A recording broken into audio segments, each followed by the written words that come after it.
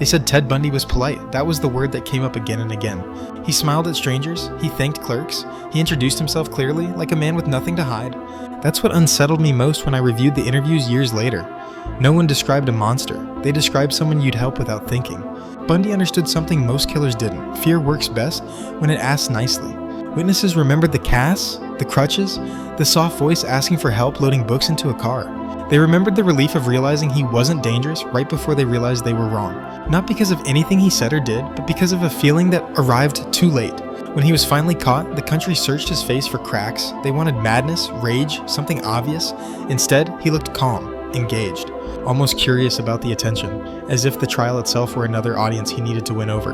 In prison, guards reported that he chatted easily, asked about their families, remembered names. One said Bundy once smiled at him and remarked how strange it was that people felt safer once he was behind bars.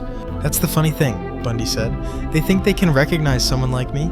The guard laughed nervously. He thought it was a joke.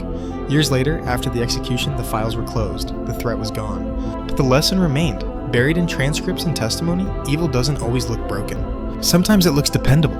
Sometimes it sounds kind. And sometimes, the most frightening thing about a monster is how easily you'd trust him if you didn't already know his name.